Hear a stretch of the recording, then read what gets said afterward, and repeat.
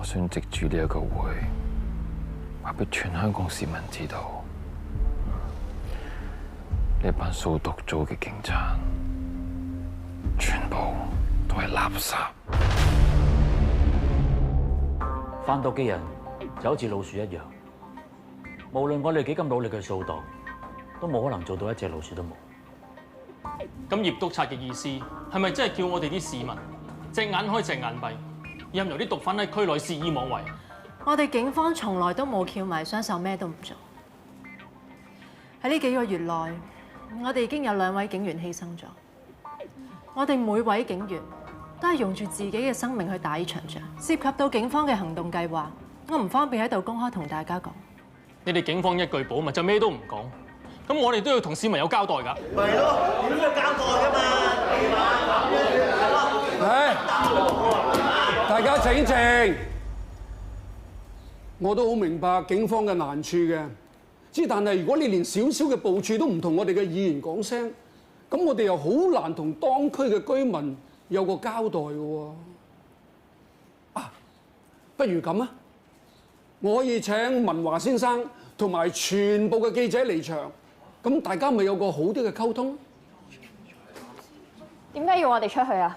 市民同記者都有知情權。係啊，我哋記者嚟㗎，有知情權喎。記者朋友唔需要離席，就算各位區議員保證唔會泄露我哋警方行動內容，我都係唔可以透露我哋嘅部署，因為咁樣係違反警察守則。如果大家做咩問題，可以通知 PPRB， 只要唔抵觸警察守則，我係好樂意回答大家。喂，你哋制㗎嘛？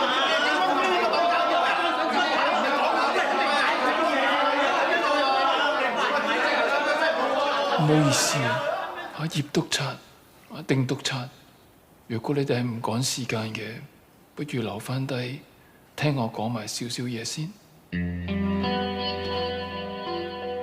好啊，我都想聽下文生想講啲乜嘢。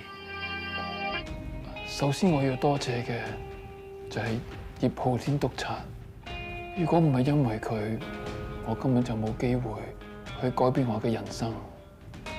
我經營毒品生意，其實原因就只有一個，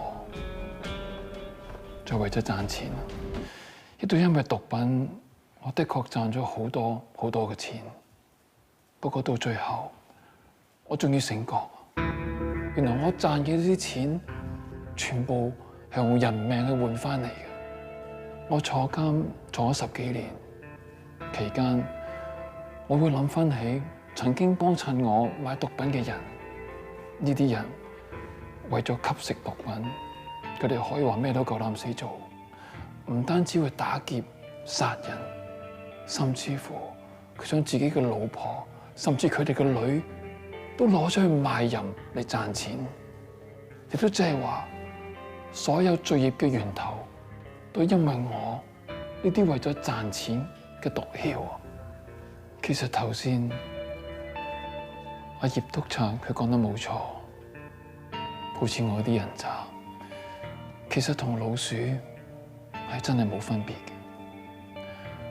你哋想呢個世界變得乾淨，就真係要連一隻老鼠都唔可以放過，否則佢只會幾何式咁不斷咁喺度惡化落去。我放監出嚟已經有幾個月啦，但係講真，我真係覺得有啲失望。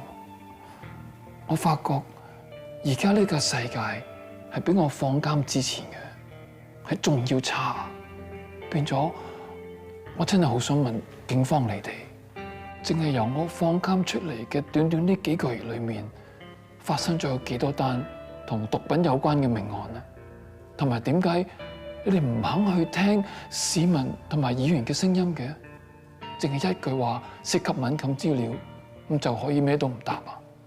你仲記唔記得毒品調查科嘅職責係乜嘢㗎？你哋唔好唔記得。